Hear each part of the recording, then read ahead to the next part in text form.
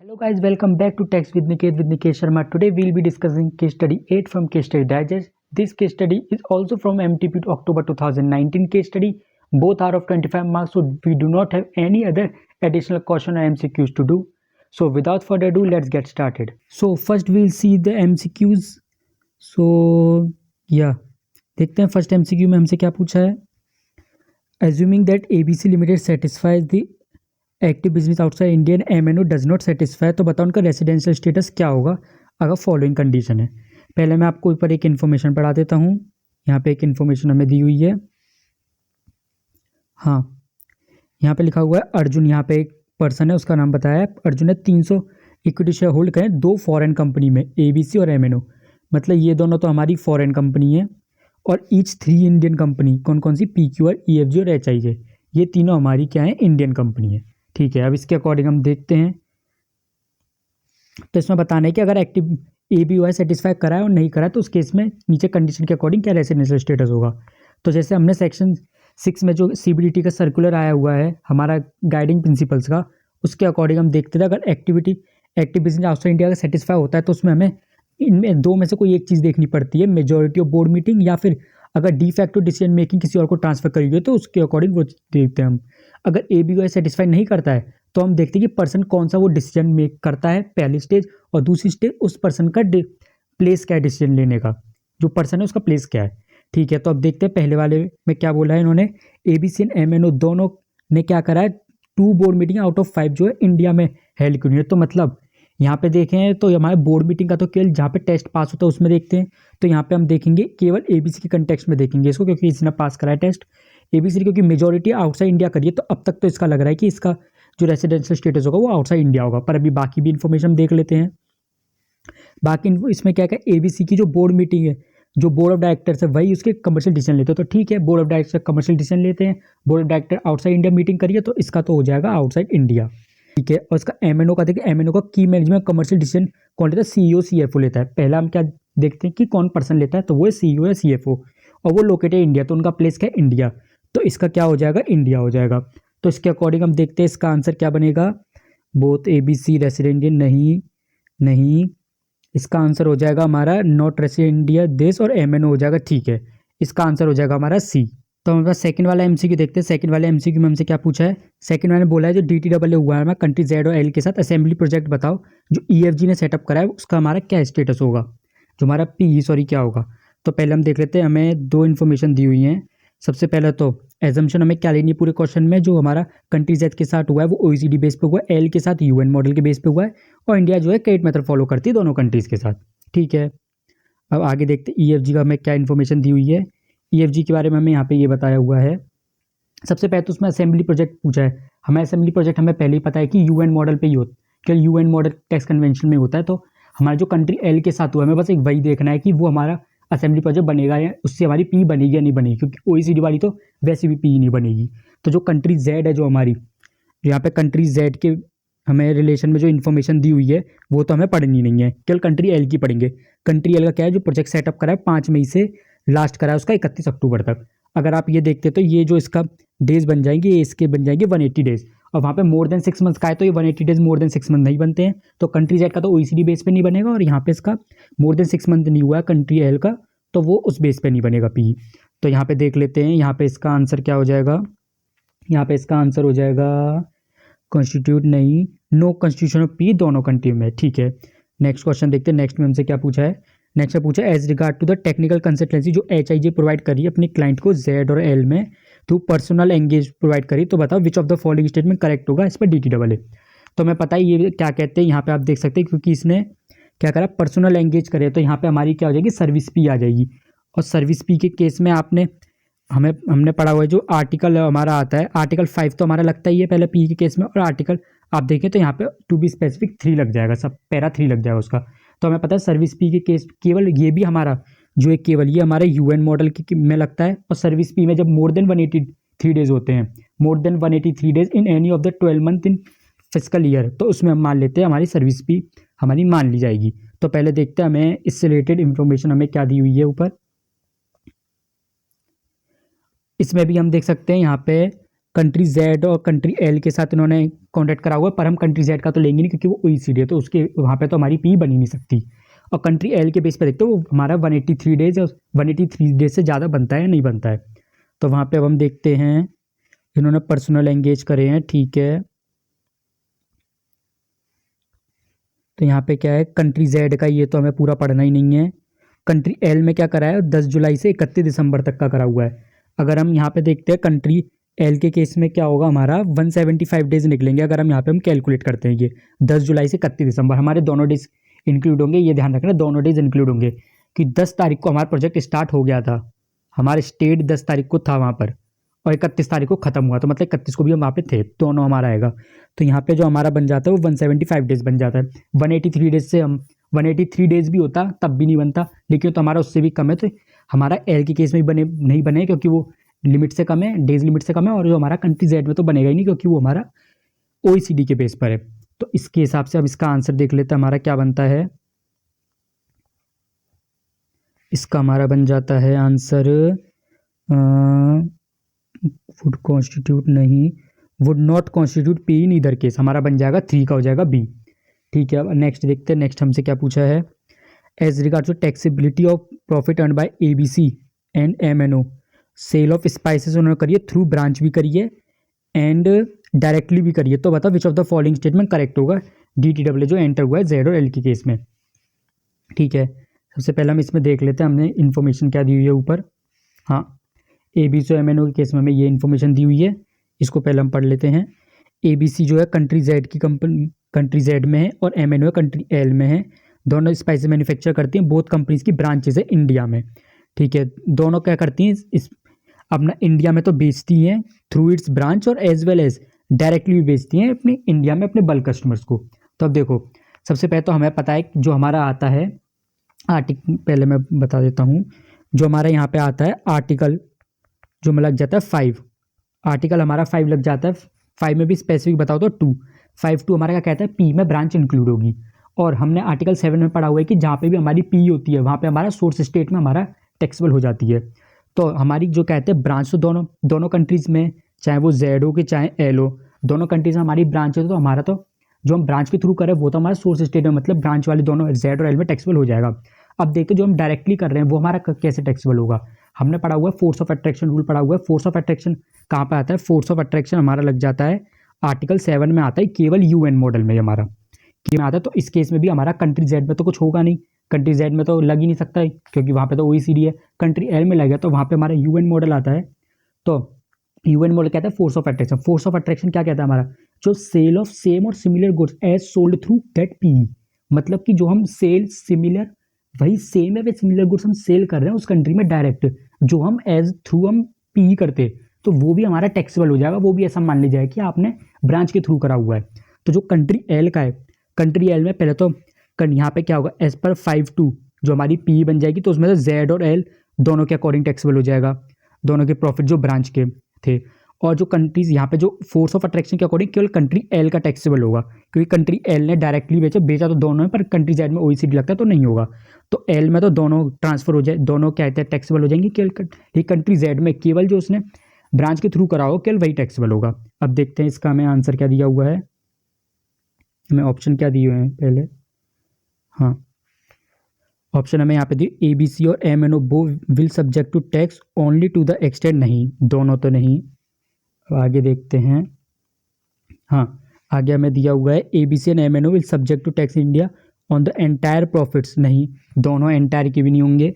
ABC will subject to tax India only in respect of earn through sale of through its branch, and जो MNO होगा will subject to entire profits whether through PE, ठीक है ये वाला सही हो गया। और बाकी देख लेते हैं, MNO will subject to through its branch in India, नहीं केवल ब्रांच का नहीं होगा, तो इसका आंसर हो जाता है हमारा C। चलिए अपना नेक्स्ट MCQ देखते हैं। नेक्स्ट MCQ हमसे क्या पूछा है, इसे पूछा as regard to taxability of interest received receivable by PQR on loan given to LN company और ZN कंपनी, मतलब PQR ने दो कंपनीज को लोन दिया, तो बताओ उसका DTAA के अकॉर्डिंग कैसे उसकी टैक्सेबल होगी इंटरेस्ट। तो अब देखते हैं इससे रिलेटेड हमें क्या दिया हुआ है। हाँ, इससे रिलेटेड हमें यहाँ पे दिया हुआ है PQR लिमिटेड का, जैसे आपने पढ़ा ही होगा, यहाँ पर आर्टिकल 11 बोलता है अपना इंटरेस्ट के बारे में। तो वो क्या बोलता है, अगर सोर्स कंट्री में अगर टैक्सेबल होती है इंटरेस्ट 10% या उससे कम पर, अभी मैं ओईसीडी के बारे में बोल रहा हूँ, केवल ओईसीडी के बारे में ध्यान सुनना। अगर हमारी आर्टिकल 11 में बोला, अगर हमारी सोर्स कंट्री में टैक्सेबल होती है 10% या उससे नीचे टैक्स रेट पर, तो हमारी जो इंटरेस्ट होगी वो सोर्स कंट्री में टैक्सेबल होगी। पर अगर सोर्स में अगर 10% या उससे 10% से ज़्यादा पे टैक्सेबल होती है, 10% से ज़्यादा पे टैक्सेबल होती है, तो हमारी रेसिडेंट कंट्री में टैक्स लग जाएगा उस पर, टैक्सेबल रेसिडेंट कंट्री में होंगी। ठीक है, लेकिन और यहीं पर अगर यूएन देखते हैं, यूएन में कोई रेट स्पेसिफाई नहीं करा, उसने बोला है कि जैसा एज पर म्यूचुअल जो DTAA बनेगा वो रेट लगा देंगे, बस यहाँ पे वो रेट आ जाएगा, लेस देन इक्वल टू वाला साइन बिल्कुल सेम रहेगा। ठीक है, अब हम पढ़ लेते हैं इसमें हमें क्या दी हुई है इन्फॉर्मेशन में, कि PQR जो एंगेज है बिजनेस में और उसकी ब्रांच है कंट्री एल में, जेड में, उसने लोन दिया एल एन कंपनी जो कंट्री एल से है। कंट्री एल में 20% लग रहा है, और गिवन जेड एन कंपनी को दिया जो कंट्री जेड में है, और वहाँ पे 8% लग रहा है। अब यहाँ पे देख सकते हैं जो हमारी कंट्री एल थी, जो कंट्री एल थी वो तो हमारी क्या थी, यूएन मॉडल पर थी, और जो कंट्री जेड थी, जेड हमारी क्या पे थी, ओईसीडी पर थी। और यूएन मॉडल में तो हमें कोई रेट बताया नहीं है और ना हमें क्वेश्चन में दिया हुआ है, तो यूएन मॉडल में तो कहीं भी हो सकता है, तो इधर केस जा सकता है यूएन मॉडल का, तो ठीक है। लेकिन हमें ओईसीडी का बताया, ओईसीडी में 10% से कम है, हाँ यहाँ पे देखो 8% या 10% से कम है, तो ये तो हमारा पक्का ओईसीडी में सोर्स कंट्री में ही लग रही होगी।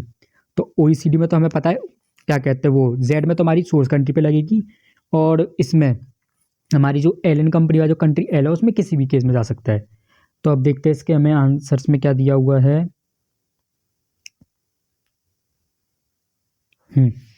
इसमें क्या दिया हुआ है, जो country L and country Z such tax, country L and Z can tax at domestic rate, नहीं ये तो नहीं होगा। और कंट्री एल और जेड कैन नॉट टैक्स, नहीं दोनों भी कैन नॉट, ये भी नहीं हो सकता। एल और Z can tax such interest at a rate not exceeding maximum rate bilateral, नहीं दोनों के अलग अलग होगा हमारा। Country Z can tax interest at the rate of 8%, ये हमारा ठीक है। हाउएवर कंट्री एल क्या कर सकती है, वो can tax interest at a rate not exceeding maximum rate. आप देखोगे यहाँ पे केवल नॉट एक्सीडिंग का क्या बोला है, वहाँ पे तो हमारा लेस देन और इक्वल टू दोनों था। अब यहाँ पे देखो, यहाँ पे क्या बोला, वहाँ पे हमें क्या बोला हुआ था, जब लेस देन इक्वल टू वाला होगा तब हमारा केवल सोर्स रेट में लगेगा, बाकी जगह हमारा क्या कहते हैं, अगर ग्रेटर देन हुआ तो हमारा रेसिडेंट स्टेट पे लगेगा।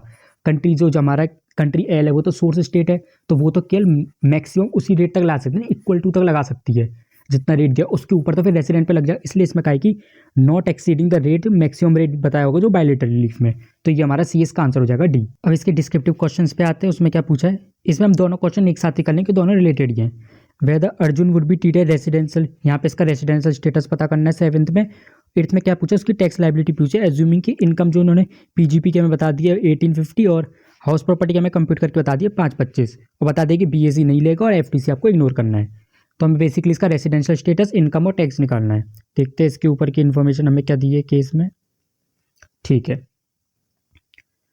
सबसे पहले तो हमें ऊपर बताया हुआ है कि 52 ईयर्स का है, तो मतलब सीनियर सिटीजन नहीं है ये, और मुंबई में है, स्पाइसेस ग्रोन करता है, मुन्नार, ठीक है मुन्नार में इसका है, और स्पाइस गार्डन इसके कंट्री जेड में भी है, जहाँ से ड्राइव इनकम करता है from country Z, sale of spices, ठीक है। इंडिया में रहता है एंटायर मंथ ऑफ मई, जुलाई, सितंबर, नवंबर, जनवरी और मार्च। आप इन सबको कर लेंगे तो आपका आ जाएगा 184 डेज। और एक कंट्री जेड में रहता है, वो रहता है अप्रैल, जून, अगस्त, अक्टूबर, दिसंबर, फरवरी। इसको अगर आप कैलकुलेट करेंगे तो ये आपके पास आ जाएंगे 181 डेज। तो यहाँ पे तो ऑब्वियसली ये हमारा रेसिडेंट बन गया इंडिया का, 182 डेज से ज़्यादा हमारा हो चुका है इसका। और कंट्री जेड का भी देख लेते हैं, उसमें कंट्री जेड में क्या कंडीशन, एज पर डोमेस्टिक लॉ कंट्री जेड वो स्टे मान लिया जाएगा, वो 180 डेज है उससे ज़्यादा को, तो ठीक है ये यहाँ पे भी इसको मान लेते हैं, ये भी रेसिडेंट हो गया, तो हमारा यहाँ पे टाई ब्रेकर लग जाएगा।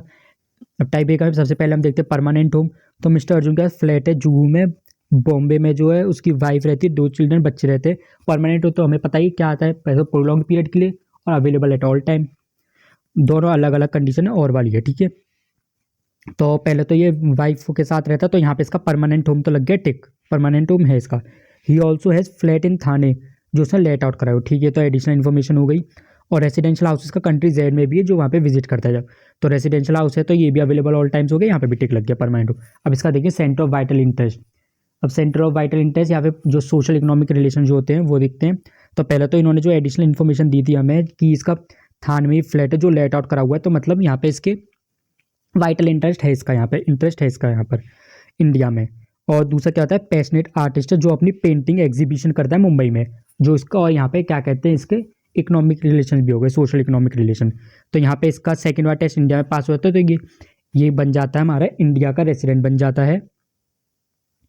और हाँ सॉरी, उससे पहले हम देखते हैं क्या कहते हैं, जो रेसिडेंट भी बनने के लिए पहले हमने केवल डायरेक्ट इंडिया का ऐसी रेसिडेंट नहीं बन जाएगा। मैंने आपको पहले ही बताया था कि जब भी हमें क्या कहते हैं रेसिडेंशियल स्टेटस ऑप्शन आता है तो हमें हमेशा ROR पे कंप्लीट करना है, कभी केवल 182 डेज वाली कंडीशन पे नहीं रुकना है हमें। तो ठीक है, अब हम देखते हैं इसकी क्या कहते हैं, ये हमें बता तो दिया हमने 182 डेज से ज़्यादा है तो हमारा कहते हैं रेसिडेंट तो बन गया। अब ROR है RNOR, तो यहाँ पे क्या लिखा हुआ है, यहाँ पे he stays in the entire month, यहाँ पे इसमें जनरल बात करिए तो मतलब ये हर साल इसी तरह से इसका पीरियड रहता है। तो ये हर साल यहाँ पे 184 डेज तो ये इंडिया में रहता है और हर साल ये 181 डेज यहाँ पे रहता है कंट्री जेड में। तो हमारी कहते हैं दो कंडीशन होती हैं ROR बनने के लिए, तो वो दोनों कंडीशन आप देखेंगे कहते हैं क्योंकि हर साल में ये 184 डेज है, तो हमारा जो अपने प्रीसीडिंग प्रीवियस ईयर में आपका रेसिडेंट होना चाहिए तो वो तो हमारी कंडीशन हो जाएगी, क्योंकि इसके हर ईयर में 182 डेज से ज़्यादा है। इसका 730 डेज है, उससे ज़्यादा का भी हो जाएगा लास्ट 7 ईयर्स में, क्योंकि 184 डेज रह रहा है, तो ये हमारा बन जाएगा ROR। तो अगर हम इसके देखते हैं, ये अगर हम इसको लिखना चाहें यहाँ पर केवल रेसिडेंट ना लिख के हम यहाँ पे लिख सकते हैं, ये हमारा बन जाएगा ROR। ठीक है, हमें ये ROR रेसिडेंशियल स्टेटस से पता चल गया। अब हम इसकी देखते हैं इनकम देखते हैं। इनकम में हमें क्या बताया हुआ है, यहाँ पर इनकम में हमें बताया हुआ है कि ये इंटरेस्ट अर्न करता है 42,300 की डिपॉजिट्स पर, सेविंग बैंक का है, SBI के पास है, तो इसका तो हमें मिल जाएगा, ये इंटरेस्ट तो है ही है, साथ में इसका हमें 80 TTA मिल जाएगा 10,000 तक का। ठीक है, एक डिडक्शन यहाँ पर आ गया हमारा। दूसरा हम देखते हैं डिपॉजिट करें 150 PPF में करा हुआ है। ठीक है, यहाँ पे इसका मिल जाएगा 150 का 80C आ जाएगा। पे करा हुआ है 28,000 मेडिकल इंश्योरेंस अपनी हेल्थ के लिए, स्पाउस के हेल्थ के लिए, और 32,000 पे करा अपने पेरेंट्स के लिए। तो खुद क्योंकि ये कहते हैं सीनियर सिटीजन नहीं है, तो यहाँ पर आ जाएगा इसका 28,000 है, तो यहाँ पे इसको मैक्सिमम मिल जाएगा 25 का, और यहाँ पे जो 32,000 है यहाँ पे इसको मैक्सिमम मिल सकता है 50 का, तो यहाँ पे इसको 32 मिल जाएगा। ठीक है, और यहाँ पे क्या लिखा है, all this payments were made account पे चेक। तो अगर हम देखें इसका जो टोटल डिडक्शन कितना हो जाएगा, टोटल डिडक्शन इसका हो जाएगा यहाँ पे इसको 10,000 मिल जाएगा, ये यहाँ पे इसको 150 मिल जाएगा, तो 160 हो गया। यहाँ पे इसको मैक्सिमम 25 मिल सकते हैं, तो 160 और 25 और प्लस इसका 32 करते हैं, तो इसका टोटल हो जाता है 2,17,000। ठीक है, इसको 217 का इसको डिडक्शन मिल जाएगा। अब देख लेते हैं बाकी इन्फॉर्मेशन क्या दी हुई है हमें। यहाँ पे एक हमें थोड़ी सी इन्फॉर्मेशन और दी हुई है, उसको देख लेते हैं हम। यहाँ पे देखते हैं हमें क्या बताया, अर्जुन ने सोल्ड करे, कुछ इक्विटी शेयर सोल्ड करे हैं अपने जो ऊपर कंपनी में इन्होंने हेल्ड करे थे, उसकी डिटेल हमें दी हुई है। हम देख सकते हैं सब हमारे कहते हैं एक्विजिशन जो करा है फरवरी 18 से पहले करा हुआ है, और साथ में आप नीचे देखिए, नीचे इसमें लिखा है सब लिस्टेड है बॉम्बे स्टॉक एक्सचेंज पर, और STT पे करा हुआ है, तो हमारा इसमें लग जाएगा 112A लग जाएगा। 112A लग जाएगा, तो हमें क्या कहते हैं जो कॉस्ट है वो हमें स्पेशल तरह से जो बताया हुआ था वैसे निकालनी पड़ेगी। तो सबसे पहले उसमें हमें क्या बताया, हमें लोअर लेना है। लोअर हमें किस चीज़ का लेना है, लोअर लेना है हमें सेल प्राइस और FMV का, और फिर हमें हायर लेना होता है इस जो लोअर आया उसका और कॉस्ट ऑफ एक्विजिशन का। तो इसमें जो हमारा लोअर आएगा सेल और FMV का, लोअर देखते हैं, लोअर आ जाएगा 5,000, यहाँ पे आ जाएगा 1,500, यहाँ पे आ जाएगा 2,500। और हम हायर देखते हैं इसका कॉस्ट ऑफ एक्विजिशन का, तो हायर हमारा आ जाएगा 5,000, इसमें हायर आ जाएगा हमारा इसमें हायर आ जाएगा हमारा 2,000, और इसमें हायर आ जाएगा 4,000, 25 में 4,000। तो क्योंकि इसका तो क्या कहते हैं सेल और कॉस्ट सेम होगी, तो यहाँ पे तो इसका कैप गेन हो जाएगा नील। यहाँ पे इसका सेल प्राइस है 3,000, यहाँ पे 2,000 का है, तो यहाँ पे 1,000 का इसको कैप गेन हो गया, 1,000 का इसका कैप गेन हो गया। और हम देख सकते हैं 200 इसके शेयर से, तो यहाँ पे इसका हो जाएगा 2 लाख हो जाएगा कैप गेन। और यहाँ पे हम देखते हैं कि इसकी जो कॉस्ट बनेगी वो 4,000 बनेगी, और इसका सेल प्राइस 2,500 है, इसको 1,500 का लॉस होगा। 1,500 का लॉस है, 10 इसने क्या कहते हैं यूनिट ट्रांसफ़र करे हैं, तो इसको जो शेयर्स ट्रांसफ़र करें तो इसको टोटल लॉस हो जाएगा वो 15K का हो जाएगा। टोटल इसको माइनस करते हो 1,85,000 का इसका कैप गेन आ जाएगा। अब देखते हैं हमें नीचे हमें क्या दिया हुआ है आंसर में। सबसे पहले तो हम इसका ये पढ़ लेते हैं, यहाँ पे हमें क्या दिया हुआ है। यहाँ पे जो मैंने बताया यहाँ पे बिल्कुल वैसे दिया हुआ है कि ये इंडिया में 184 डेज से ज़्यादा 184 डेज रहता है, तो ये जो रेसिडेंट इंडिया का बंदा है, पर ROR की हमें 2 कंडीशन और देखनी पड़ेगी इसकी, यहाँ पे दोनों कंडीशन बता दी है। और नीचे आके देखते हैं इसमें, यहाँ पे ये रेसिडेंट ही रेसिडेंट है और नहीं रेसिडेंट इन्होंने बता दिया है, क्योंकि ये एटलीस्ट 2 साल तो आउट ऑफ 10 ईयर्स कंप्लीट कर लेता है, उसका स्टे भी 1288 है, जो 7 साल में देखते हैं, 730 वाला कंडीशन कर रहा है, और कंट्री जेड में देखते हैं क्योंकि 181 डेज वहाँ पे 180 डेज तो हम देखते हैं टाइप डेकर रूल लगा देंगे। टाइप डेकर रूल में हमें क्या बताया हुआ है, यहाँ पे शील बी ऊपर में यहाँ पे अपना रूल एक्सप्लेन करा हुआ है, उन्होंने कहा है कि परमानेंट होगा बहुत कंटिन्यू होता है, तो उसके बाद हम रेसिडेंट देखते हैं तो वाइट इंटरेस्ट होता है। ठीक है, यहाँ पे तो बताया हुआ है इन कंट्री जेड ही ओन्स रेसिडेंशियल परमानेंट रेसिडेंशियल, तो ये permanent home in both countries. तो हम आगे देखते हैं, आगे में इसमें क्या कहा हुआ है कि मुंबई में इसके गार्डन है, कंट्री जेड में ये कंट्री सीजन में केवल इनकम करता है और हाउस प्रॉपर्टी दिखाने में इंडिया में ये मुंबई में इसकी फैमिली रहती है। शोकेस अपनी पेंटिंग मुंबई में करता है, तो सब कुछ तो भर भर के मुंबई में कर रहा है। रेसिडेंशियल प्रॉपर्टी मुंबई में हो गई, सोशल कल्चर मुंबई में हो गया, तो ये जो है dream to be resident India मान लिया जाएगा पीवाई 2021 में। और अब आगे इसकी इनकम देख लेते हैं। आगे इनकम तो हाउस प्रॉपर्टी की और हमें पीजीपी की इनकम दी हुई थी क्वेश्चन में। कैप गेन में बताया था 2 लाख में से 15,000 माइनस करके 185 आ जाएगा हमारा। और उसके बाद जो हमारी बैंक से इंटरेस्ट जो हमें आई थी 42,300 की, और उसका हमें 10,000 का डिडक्शन मिल गया। यहाँ पे 57 कैसे आ गया, 32,000 जो 50,000 तक का है और 25,000 मैक्सिमम। तो इन दोनों को अगर हम क्लब कर दे तो 57 आ जाएगा, 150 का पीपीएफ आ गया। और उसके बाद हमारा 217 का ये पूरा हो गया और इस तरह से हमारी इनकम आ गई। और नीचे ये आप टैक्स तो देख सकते हैं, टैक्स तो इसका नॉर्मल है, आप कैलकुलेट कर सकते हैं, इसमें मैं कुछ बता के भी नहीं कर सकता, ये तो आता ही है। क्योंकि तो हमारा यहाँ पे कैप गेन लग गया 112A का 185 आया था, तो 1 लाख की एग्जामेशन हो गई। 85,000 पे हमारा 10% आ जाएगा, बाकी हमारा स्लैब आ गया, ये हमारा सेस आ गया और हमारी टोटल लाइबिलिटी आ गई। So yeah friend, that brings us to the end of this video. If you have any doubt regarding this case study or in paper 6 in general, just drop a comment, I'll reply to you for sure. If you have a little extra time, you can join our Telegram channel. I post regularly MCQs there and you can also discuss with me your queries. So if you like this video, just hit the like button. If you appreciate my effort, hit the subscribe button. We'll meet in the next video with next case study. Till then, take care and bye bye.